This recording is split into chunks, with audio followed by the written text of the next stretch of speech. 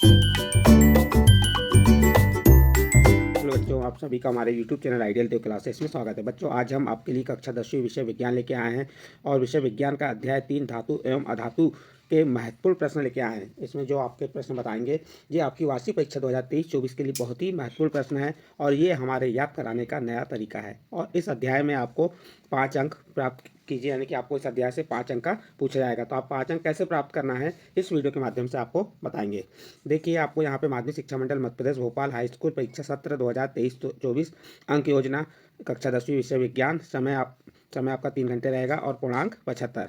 इसमें आपको अध्याय 1 कितने अंक का पूछा जा रहा है? 7 अंक का, जिसका वीडियो बना के हमने डाल चुके हैं हमारे चैनल में। फिर अध्याय 2 कितने अंक का पूछा जा रहा है? यह 6 अंक का पूछा जा रहा है, इसे भी हमने वीडियो बना के डाल दिए हैं। अब आपका अध्याय 3 धातु एवं अधातु, ये कितने अंक आएगा? 5 अंक आएगा। तो आज हम इस वीडियो के माध्यम से आपको अध्याय 3 धातु एवं अधातु से संबंधित प्रश्नों के उत्तर बताएंगे और जो प्रश्न आपको बताएंगे वो मोस्ट इंपॉर्टेंट प्रश्न है, वही प्रश्न आपके पेपर में पूछे जाएंगे। इसलिए आपको तैयारी इस वीडियो के माध्यम से कर सकते हैं और ये हमारे याद कराने का नया तरीका है। इस वीडियो के माध्यम से आपको याद कैसे करना है वह बता रहा है। चलिए देखते हैं अध्याय 3 धातु एवं अधातु। वस्तुनिष्ठ प्रश्न। प्रश्न नंबर 1, सही विकल्प चुनकर लिखिए। इसका पहला प्रश्न है, सोने और प्लेटिनम को गलाने वाले अम्ल का नाम क्या है? प्रश्न क्या है आपका? सोने और प्लेटिनियम को गलाने वाले अम्ल का नाम क्या है? तो आपका उत्तर हो जाएगा ए नंबर, एक्वा रेजिया। सोने और प्लेटिनियम को गलाने वाला अम्ल का नाम क्या है? Aqua regia. तो इसका ए नंबर का ऑप्शन सही है। फिर इसी सेकंड नंबर का ऑप्शन देखिए। प्रश्न नंबर 2, कौन सी धातु ठंडे जल के साथ तेज अभिक्रिया करती है? यहाँ 4 ऑप्शन दिए, 4 ऑप्शन में से आपको बताना है कौन सी धातु ठंडे जल के साथ तेज अभिक्रिया करती है। तो आपका आंसर आ जाएगा ए नंबर, पोटेशियम। पोटेशियम धातु ठंडे जल के साथ तेज अभिक्रिया करती है। नेक्स्ट प्रश्न है, अत्यधिक क्रियाशील धातु कौन सी है? ए नंबर सीसा, बी नंबर पारा, सी नंबर सोडियम और डी नंबर लोहा। तो आपका सही आंसर आ जाएगा यहाँ पे सी नंबर, सोडियम। अत्यधिक क्रियाशील धातु कौन सी है? सोडियम है। नेक्स्ट प्रश्न, कौन अधातु का उदाहरण है? A number carbon, B number hydrogen, C number sulphur और डी नंबर सभी। तो यहाँ पे आपका सही आंसर आ जाएगा डी नंबर सभी। सभी मीन्स कार्बन, हाइड्रोजन, सल्फर, ये सभी अधातु का उदाहरण है। नेक्स्ट प्रश्न है, ऊष्मा की सबसे अच्छी चालक धातु कौन सी है? ए नंबर पारा, बी नंबर सीसा, सी नंबर कॉपर और डी नंबर इनमें से कोई नहीं। तो इसका सही आंसर आ जाएगा सी नंबर, कॉपर। ऊष्मा की सबसे अच्छी चालक धातु कौन सी है? आपकी कॉपर है। नेक्स्ट प्रश्न है, द्रव अवस्था में पाई जाने वाली धातु है? A number mercury, B number sodium, C number aluminium और डी नंबर जिंक। तो इसका सही आंसर आ जाएगा ए नंबर मरकरी। मरकरी को और क्या कहा जाता है? पारा। द्रव अवस्था में पाई जाने वाली धातु का नाम क्या है? मरकरी मीन्स पारा। फिर इसके बाद सबसे अधिक क्रियाशील धातु है, तो आपको मालूम है कि सबसे अत्यधिक क्रियाशील धातु कौन सी है? सोडियम है। यहाँ पे आपको संकेत के रूप में दिया है A number Na, Au, Ag, Cu। तो इसका सही आंसर आ जाएगा Na मीन्स सोडियम सबसे अत्यधिक क्रियाशील धातु है। नेक्स्ट प्रश्न है, धातुओं द्वारा कौन सा गुण प्रदर्शित किया जाता है? तो धातुओं द्वारा भंगुरता का गुण, विद्युत चालकता का, तन्यता का, भंगुरता, आघातवर्धिता का। तो धातुओं द्वारा कौन सा गुण प्रदर्शित नहीं किया जाता? यहाँ पे नहीं पूछा है। तो धातुओं द्वारा विद्युत चालकता, तन्यता और आघातवर्धिता गुण पाया जाता है, लेकिन उसमें भंगुरता का गुण नहीं पाया जाता। तो इसका सी नंबर का ऑप्शन सही होगा, भंगुरता का गुण नहीं पाया जाता। इस प्रकार से आपके सही विकल्प 8 बताए थे। पहला क्या था? सोने और प्लेटिनम को गलाने वाले अम्ल का नाम, तो एक्वा। दूसरा, कौन सी धातु ठंडे जल के साथ तेज अभिक्रिया करती है? तो पोटेशियम। तीसरा, अत्यधिक क्रियाशील धातु कौन सी है? सोडियम। कौन अधातु का उदाहरण है? तो कार्बन, हाइड्रोजन, सल्फर, ये सभी। तो इसका सभी आ जाएंगे। ऊष्मा की सबसे अच्छी चालक धातु कौन सी है? कॉपर। द्रव अवस्था में पाई जाने वाली धातु मरकरी या पारा। सबसे अधिक अभिक्रियाशील धातु Na, सोडियम। धातुओं द्वारा कौन सा गुण प्रदर्शित नहीं किया जाता? तो भंगुरता का, क्योंकि विद्युत चालकता, तन्यता और आघातवर्धिता गुण धातुओं में पाया जाता है, लेकिन भंगुरता का गुण नहीं पाया जाता। नेक्स्ट प्रश्न है, रिक्त स्थानों की पूर्ति कीजिए। प्रश्न नंबर 2 है, सोल्डर नामक मिश्र धातु के खालिस्तान अवयव हैं। तो जो सोल्डर नामक मिश्र धातु इसके अवयव Pb और Sn है। क्या है? Pb और Sn। फिर अगला, खालिस्तान धातु सामान्य ताप पर तरल होती है। तो आपका आंसर हो जाएगा पारा धातु सामान्य ताप पर तरल होती है। नेक्स्ट प्रश्न है, खालिस्तान धातु सर्वोत्तम विद्युत चालक एवं ऊष्मा चालक होती है। प्रश्न क्या है? खालिस्तान धातु सर्वोत्तम विद्युत चालक एवं ऊष्मा चालक होती है। तो आपका उत्तर आ जाएगा चांदी धातु सर्वोत्तम विद्युत चालक एवं ऊष्मा चालक होती है। अगला प्रश्न है, प्रकृति में खालिस्तान धातु स्वतंत्र अवस्था में पाई जाती है। तो प्रकृति में खालिस्तान धातु मीन्स सोना धातु स्वतंत्र अवस्था में पाई जाती है। तो आंसर क्या हो जाएगा आपका? सोना। नेक्स्ट प्रश्न है, शुद्ध सोना खालिस्तान कैरेट का होता है। जो शुद्ध सोना है खालिस्तान कैरेट का होता है। तो आपका आंसर हो जाएगा 24। शुद्ध सोना 24 कैरेट का होता है। अगला प्रश्न है धातुएं प्रायः ऊष्मा एवं विद्युत की खालिस्तान होती हैं, तो आप उत्तर बता देंगे धातुएं प्रायः ऊष्मा एवं विद्युत की सुचालक होती हैं। अगला प्रश्न है अधातुएं प्रायः विद्युत की खालिस्तान होती हैं, तो अधातुएं विद्युत की कुचालक या अचालक होती हैं। नेक्स्ट प्रश्न है खालिस्तान का उपयोग थर्मामीटर और बैरोमीटर में किया जाता है, तो पारा का उपयोग थर्मामीटर और बैरोमीटर में किया जाता है। नेक्स्ट प्रश्न है भंगुरता प्रायः खालिस्तान धातु का प्रमुख गुण है, तो जो भंगुरता है ये कौन सी धातु का प्रायः अधातुओं का प्रमुख गुण है। भंगुरता खालिस्तान का प्रमुख गुण है, तो भंगुरता अधातुओं का प्रमुख गुण है। अगला प्रश्न दो या दो से अधिक धातुओं के संगामी मिश्रण को खालिस्तान कहते हैं, दो या दो से अधिक धातुओं के संगामी मिश्रण को मिश्र धातु कहते हैं। इस प्रकार बच्चों आपके यहाँ पर रिक्त स्थान कंप्लीट किए। इसके बाद नेक्स्ट प्रश्न है आपका प्रश्न नंबर 3 सत्य असत्य लिखिए। देखिए हीलियम नियान एवं आर्गन उत्कृष्ट गैसें हैं, सत्य। अधातुएं ऑक्साइड बनाती हैं जो अम्लीय या उदासीन होती हैं, सत्य। अगला प्रश्न तत्वों को धातुओं एवं अधातुओं में वर्गीकृत नहीं किया जा सकता। देखिए प्रश्न क्या है तत्वों को धातुओं एवं अधातुओं में वर्गीकृत नहीं किया जा सकता, यह कथन असत्य है। अगला प्रश्न है रेल पटरियों को थर्मिट प्रक्रम द्वारा जोड़ा जाता है, सत्य। एक्वारेजिया में सोने एवं प्लेटिनियम को गलाने का सामर्थ्य होता है, सत्य। सोडियम अति क्रियाशील धातु है, सत्य। इस प्रकार आपको यहाँ पे सत्य असत्य बता दिए। इसके बाद नेक्स्ट है आपका आता है उचित संबंध जोड़ी यानी सही जोड़ी का मिलान करना है। तो सबसे अधिक क्रियाशील धातु कौन सी है, तो आपका डी नंबर का ऑप्शन पोटेशियम आ जाएगा। द्रव धातु पारा होती है, इसका ई नंबर का ऑप्शन हो जाएगा। सबसे कम अभिक्रियाशील धातु, तो सबसे कम अभिक्रियाशील धातु गोल्ड एयू यानी सोना है। उसके बाद द्रव अधातु है, द्रव धातु को सिर्फ ब्रोमीन है Br। और धातु क्या होती है विद्युत की सुचालक होती है। इस प्रकार से आपका यहाँ पे जो उचित संबंध जोड़ी कहा था सही जोड़ी का मिलान करने को कहा था, ये मिलान करके आपको बता दी। इसका पहला सही जोड़ी थी, इसके बाद दूसरी सही जोड़ी और बताए हैं। और इन प्रश्नों को देखिए 2022 में पूछा गया है, ये 2023 में पूछा गया है। यहाँ पे भी विकल्प में देख सकते हैं आप, ये आपके विकल्प है मध्य प्रदेश बोर्ड द्वारा 2020, 2022, 2023 में पूछे गए प्रश्न हैं। हम इस वीडियो के माध्यम से आपको महत्वपूर्ण प्रश्न ही बता रहे हैं, इसी की तैयारी कर लीजिए, आप अच्छे से पास हो जाएंगे। देखिए दूसरी सही जोड़ी मिश्र धातु, तो मिश्र धातु क्या है, कांसा है। सोडियम अति क्रियाशील धातु है। चमकदार अधातु क्या है, आयोडीन है। हीरा कार्बन का अपर रूप है। और आयोडीन अधातु तत्व ये चमकीला है। और यहाँ पर मिश्र धातु और आयोडीन अधातु तत्वों को बोर्ड परीक्षा 2022 में पूछा गया है। ये आपकी सही जोड़ी यहाँ पे कंप्लीट होती हैं। इसके बाद आपके एक शब्द या एक वाक्य में उत्तर दीजिए, तो आपको यहाँ पे एक शब्द या एक वाक्य में उत्तर देना है और ये प्रत्येक प्रश्न एक एक अंक के रहेंगे। इसमें आपका प्रश्न नंबर 6, इस प्रश्न को मध्य प्रदेश बोर्ड द्वारा 2022 में पूछा गया है। चलिए देखते हैं किस धातु का दहन आसानी से होता है। तो आपको यहाँ पूछा है कि किस धातु का दहन आसानी से होता है, तो आप आंसर बता देंगे मैग्नीशियम। फिर नेक्स्ट प्रश्न है कौन सी धातुएं भाप के साथ अभिक्रिया नहीं करती, तो यहाँ पे शीशा, कॉपर और चांदी तथा सोना ये जो धातुएं भाप के साथ अभिक्रिया नहीं करती। इसके बाद अगला प्रश्न है क्या सोडियम को चाकू से काटा जा सकता है। हाँ, उत्तर में क्या बताएंगे, हाँ सोडियम को चाकू से काटा जा सकता है। नेक्स्ट प्रश्न है ध्वनिक या सोनोरस किसे कहते हैं, जो धातुएं कठोर सतह से टकराने पर आवाज़ उत्पन्न करती हैं, ध्वनिक या सोनोरस धातु कहते हैं। ठीक है, जो धातुएं कठोर सतह से टकराने पर आवाज़ उत्पन्न करती हैं क्या कहलाती हैं, सोनोरस या ध्वनिक कहते हैं उन्हें। उसके बाद नेक्स्ट प्रश्न है तन्यता क्या है, धातु को पतले तार के रूप में खींचने की क्षमता को तन्यता कहते हैं। देखिए जो धातु को हम पतले तार के रूप में खींचने की क्षमता जो होती है उसे क्या कहते हैं, तन्यता कहते हैं। अगला प्रश्न है दो या दो से अधिक धातुओं के संगामी मिश्रण को क्या कहते हैं, दो या दो से अधिक धातुओं के संगामी मिश्रण को क्या कहते हैं, तो आप उत्तर बता देंगे मिश्र धातु। पारे की मिश्र धातु क्या कहलाती है, पारे की मिश्र धातु क्या कहलाती है, तो वह कहलाती है अमलगम। पारे की मिश्र धातु क्या कहलाती है, अमलगम कहलाती है। नेक्स्ट प्रश्न है जब कोई तत्व प्रकृति में विभिन्न रूपों में पाया जाता है तो इस गुण को क्या कहते हैं, जब कोई तत्व प्रकृति में विभिन्न रूपों में पाया जाता है तो इस गुण को अपर रूपता कहते हैं। क्या कहते हैं, अपर रूपता कहते हैं। नेक्स्ट प्रश्न कौन सी धातु आसानी से संक्षारित नहीं होती, तो यहाँ पे आपका आंसर आ जाएगा सोना। सोना धातु आसानी से संक्षारित नहीं होती। अगला प्रश्न जो धातुएं कठोर सतह से टकराने पर ध्वनि उत्पन्न करती हैं उन्हें क्या कहते हैं, उन्हें ध्वनिक या सोनोरस कहते हैं। इस प्रकार से आपके जो प्रश्न नंबर 5 था एक शब्द या एक वाक्य में उत्तर दीजिए वह बताए। इसके बाद आपके अति लघु उत्तरीय प्रश्न आ जाएंगे। क्या कह रहा है आघातवर्ध तथा तन्य का अर्थ बताइए। तो देखिए यहाँ पे आपका आघातवर्ध और तन्य का अर्थ बताने का है धातुओं को पीटकर पतली चादर बनाई जाती है। धातुओं क्या किया जाता है, पीटकर पतली चादर बनाई जाती है। इस गुणधर्म को आघातवर्ध्यता कहते हैं। जैसे, और तन्य क्या है, धातु को पतले तार के रूप में खींचने की क्षमता को तन्यता कहते हैं। आघातवत्यता में क्या आता है, धातु को पीट कर पतली चादर के रूप में बनाया जाता है। और तन्यता में क्या होता है, धातु को पतले तार के रूप में खींचने की क्षमता तन्यता कहलाती है। नेक्स्ट प्रश्न है, सोडियम को केरोसिन में डुबाकर क्यों रखा जाता है। प्रश्न क्या है, सोडियम को केरोसिन में डुबाकर क्यों रखा जाता है, तो आप उत्तर बताएंगे।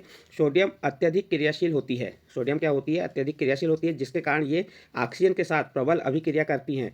इसको यदि हवा में खुला छोड़ दिया जाए तो यह आग पकड़ लेती है, इसलिए इसे केरोसिन तेल में डुबाकर रखा जाता है। नेक्स्ट प्रश्न है, टाइटेनियम को रणनीतिक धातु क्यों कहते हैं। उत्तर देखिए, टाइटेनियम बहुत कड़ी धातु होती है। टाइटेनियम क्या होती है, बहुत कड़ी यानी दृढ़ धातु होती है। इसका गलनांक उच्च होता है। इसका टाइटेनियम धातु का गलनांक क्या होता है, उच्च होता है, तथा यह विद्युत एवं ऊष्मा की अच्छी चालक होती है। यह अपेक्षाकृत हल्की होती है तथा जंग प्रतिरोधकता उच्च होती है। यह युद्ध विमानों तथा जहाज बनाने में प्रयुक्त की जाती है। यह अन्य प्रकार की युद्ध सामग्री बनाने में भी प्रयुक्त की जाती है, अतः इसे रणनीतिक धातु कहते हैं। इसके बाद नेक्स्ट प्रश्न देखते हैं। प्रश्न नंबर नेक्स्ट क्या है आपका, दो धातुओं के नाम बताइए जो प्रकृति में मुक्त अवस्था में पाई जाती हैं। देखिए, दो धातुओं के नाम पूछा है जो प्रकृति में मुक्त अवस्था में पाई जाती हैं, तो आप उत्तर बता देंगे। सोना चांदी प्रकृति में मुक्त अवस्था में पाई जाने वाली दो धातुओं के नाम हो गए। नेक्स्ट प्रश्न है, धातु को उसके ऑक्साइड से प्राप्त करने के लिए किस रासायनिक प्रक्रिया का उपयोग किया जाता है। उत्तर देखिए, विद्युत अपघटनी रासायनिक अभिक्रिया का उपयोग किया जाता है। नेक्स्ट प्रश्न, दो धातुओं के नाम बताइए जो तनु अम्ल से हाइड्रोजन को स्थापित कर देंगे तथा दो धातुएं जो ऐसा नहीं कर सकती। प्रश्न क्या कह रहा है, दो धातुओं के नाम बताइए जो तनु अम्ल से हाइड्रोजन को स्थापित कर देंगे और जो नहीं करते उनके नाम बताना। देखिए, एल्यूमिनियम, उत्तर क्या होगा इसका, एल्यूमिनियम एवं जिंक तनु अम्ल से हाइड्रोजन को विस्थापित कर देंगे, जबकि कॉपर एवं सीसा धातुएं तनु अम्ल को हाइड्रोजन से विस्थापित नहीं कर सकेंगे। इसके बाद नेक्स्ट प्रश्न है, लोहे को जंग से बचाने के दो तरीके बताइए।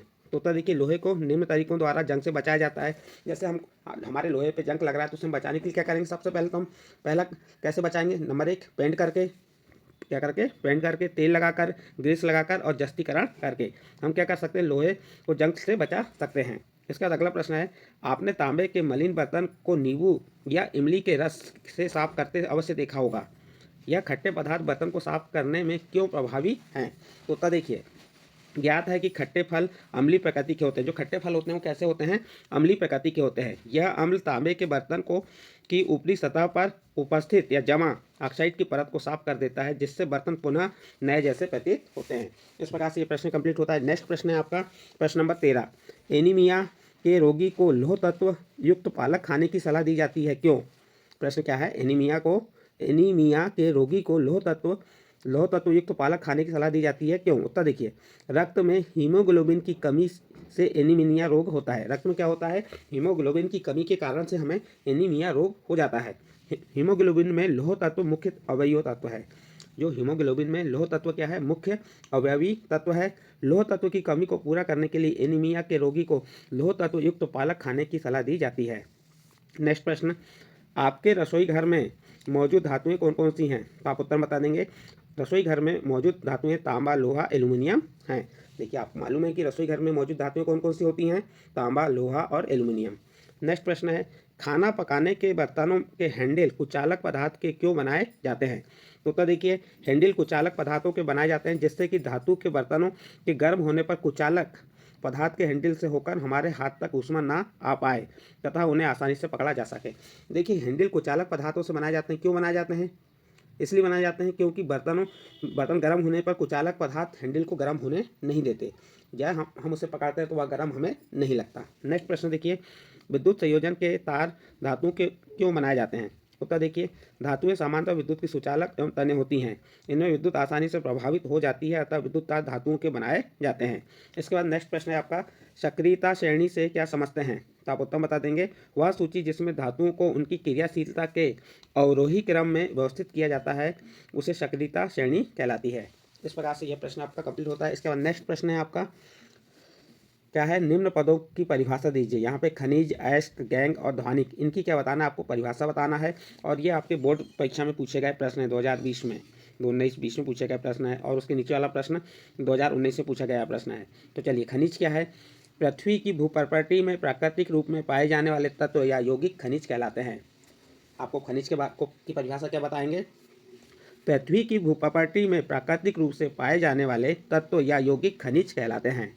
उसके बाद दूसरा नंबर अयस्क, वे खनिज जिसमें धातु सुगमता से प्राप्त की जा सके अयस्क कहलाते हैं। गेंग, अयस्क में उपस्थित अशुद्धियाँ गेंग कहलाती हैं। और ध्वनिक, जब धातुएं कठोर सतह से टकराने पर आवाज़ उत्पन्न करती हैं ध्वनिक या सोनोरस कहते हैं। इस प्रकार से आपका प्रश्न कंप्लीट होता है। नेक्स्ट अगला प्रश्न आता है आपका, आयनिक यौगिकों के गलनांक उच्च होते हैं, कारण बताइए। क्या कह रहा है? आयनिक यौगिकों के गलनांक उच्च होते हैं, कारण बताइए। उत्तर देखिए, धन एवं ऋण आयनों के बीच मजबूत आकर्षण बल के कारण आयनिक यौगिक ठोस एवं थोड़े कठोर होते हैं एवं गलनांक बहुत अधिक होता है, क्योंकि मजबूत अंतर आयनिक आकर्षण को तोड़ने के लिए ऊर्जा की पर्याप्त मात्रा की आवश्यकता होती है। इस प्रकार से ये प्रश्न का आंसर कंप्लीट होता है। नेक्स्ट अगला प्रश्न आता है और ये प्रश्न आपका मोस्ट इंपॉर्टेंट प्रश्न है, आपकी परीक्षा के दृष्टिकोण से बहुत ही इंपॉर्टेंट प्रश्न है। आप देख सकते हैं आपकी बोर्ड परीक्षा में कब कब इस प्रश्न को पूछा गया है। 2001, 2002, 2004, 2006, 2008, 2009, 10, 11, 17, 22, 12, 14, 20, 7, यानी कि ये अत्यधिक पूछा गया प्रश्न है, इसलिए आपको इस प्रश्न की तैयारी अच्छे से कर लीजिए। चलिए, प्रश्न क्या है? धातुओं व अधातुओं के भौतिक गुणों की तुलना कीजिए। आपको क्या कह रहा है? धातु और अधातुओं के भौतिक गुणों की तुलना कीजिए, या इसको आपको ऐसा पूछ ले, धातु और अधातु के मध्य अंतर लिखिए, या आपसे ये भी पूछ सकता है धातु के 5 भौतिक गुण लिखिए, अधातु के 5 भौतिक गुण लिखिए। तो आपको ये प्रश्न की तैयारी अच्छे से कर लीजिए। चलिए देखते हैं इसका उत्तर। धातुओं और अधातुओं के भौतिक गुणों की तुलना। धातुएं एक साइड लिख दीजिए, एक साइड अधातुएं लिख दीजिए। नंबर 1, धातुएं सामान्य ताप पर ठोस होती हैं, परंतु केवल पारा सामान्य ताप पर तरल अवस्था में होता है। और अधातुएं सामान्य ताप पर तीनों अवस्था में पाई जाती हैं। फास्फोरस व सल्फर ठोस रूप में, H2O2 N2 गैसीय रूप में तथा ब्रोमीन तरल रूप में होती है। उसके बाद दूसरा नंबर देखिए, धातुएं तन्य एवं आघातवर्धन होती हैं। धातुएं कैसी होती हैं? धातु भौतिक गुण क्या है? उसमें तन्यता और आघातवर्धकता गुण पाया जाता है, जबकि अधातु में भंगुरता का गुण पाया जाता है। नेक्स्ट, धातुएं प्रायः चमकदार होती हैं, अर्थात उनमें धात्विक चमक होती है। अधातु में धात्विक चमक नहीं होती, परंतु हीरा, ग्रेफाइट तथा आयोडीन इसके अपवाद हैं। फिर अगला है, धातु ऊष्मा तथा विद्युत की सुचालक होती है, परंतु विषमत इसका अपवाद है। ग्रेफाइट कार्बन गैस को छोड़कर सभी अधातुएं कुचालक हैं। कार्बन और ग्रेफाइट गैस को छोड़कर सभी क्या हैं? अधातुएं। धातुएं ऊष्मा की विद्युत की सुचालक होती हैं और अधातुएं कैसी होती हैं? कुचालक होती हैं। अधातुएं कैसी होती हैं? सभी कुचालक होती हैं। इस प्रकार से आपका ये प्रश्न कंप्लीट होता है। इसके बाद नेक्स्ट, ये भी प्रश्न आपका मोस्ट इंपॉर्टेंट प्रश्न है। ये भी बोर्ड द्वारा 2008, 2009, 19, 22 में और 2000 में पूछा गया प्रश्न है। चलिए देखते हैं, धातुएं और धातुओं के रासायनिक गुण बताइए। इसके पहले हमने धातु और अधातु के भौतिक गुण बताए थे, यहाँ पे आपको धातु और अधातु के रासायनिक गुण बताएंगे। एक साइड धातुएं लिख दी, एक साइड अधातुएं। नंबर 1, धातुएं क्षारीय ऑक्साइड बनाती हैं, जिसमें से कुछ क्षार बनाते हैं। अधातुएं अम्लीय तथा उदासीन ऑक्साइड बनाती हैं। दूसरा नंबर देखिए, धातुएं अम्लों से अभिक्रिया करके हाइड्रोजन गैस पुनः स्थापित करती हैं तथा अनुरूप लवण बनाती हैं। अधातुएं अम्लों में से हाइड्रोजन गैस को पुनः स्थापित नहीं करती हैं। धातुएं धनात्मक आवेश की प्रकृति की होती हैं, अधातुएं ऋणात्मक आवेश की प्रकृति की होती हैं। कुछ धातुएं हाइड्रोजन से सहयोग करके हाइड्राइड बनाती हैं, विद्युत संयोजक होते हैं। और अधातुएं हाइड्रोजन के साथ अनेक स्थायी हाइड्राइड बनाती हैं, जो सहसंयोजक होते हैं। धातुएं अपचायक हैं, अधातुएं आक्सीकारक हैं। धातुएं जल विलयन में धनायन बनाती हैं, अधातुएं विलयन में ऋणायन बनाती हैं। इस प्रकार से इस प्रश्न का उत्तर भी कंप्लीट होता है। नेक्स्ट प्रश्न है आपका, ये भी प्रश्न आपका बोर्ड परीक्षा द्वारा 2020 में पूछा गया है। धातु के कोई 5 भौतिक गुण बताइए। तो देखिए, धातु के 5 भौतिक गुण कौन कौन से हो गए? नंबर 1, विद्युत चालकता होती है किसमें? धातुओं में। ध्वनिकता होती है, तन्यता होती है, भौतिक अवस्था और रंग, ये इसके 5 भौतिक गुण हो गए। अब विद्युत चालकता को समझ लेते हैं। धातुएं विद्युत की सुचालक होती हैं, धातुओं से विद्युत धारा प्रवाहित होती है, जैसे एल्यूमिनियम, कॉपर, और विद्युत की सुचालक है। ध्वनिकता, जब धातुएं टकराती हैं या धातु पर किसी चीज़ से प्रहार किया जाता है, तब विशेष धात्विक ध्वनिक उत्पन्न होती है, जिसे धातुओं के इस गुण को ध्वनिकता कहा जाता है। तन्यता, पहले बताएं, तन्यता धातुओं को खींचने पर ये तार में बदल जाती हैं, इस गुण को तन्यता कहा जाता है। तन्यता का गुण सबसे ज़्यादा सोने में होता है। इसके बाद भौतिक अवस्था, सामान्य ताप में अधिकांश धातुएं ठोस होती हैं। पारा एक ऐसी धातु है जो द्रव अवस्था में होती है। रंग, धातुएं अधिकतर रूप हरी धूसर रंग की होती हैं। सोना, चांदी, तांबा, प्लेटिनम जैसी धातुएं इसके अपवाद हैं। इस प्रकार से बच्चों आपके यहाँ धातुओं के कोई 5 भौतिक गुण बताए, और इस प्रश्न के साथ ही यह अध्याय आपका समाप्त होता है।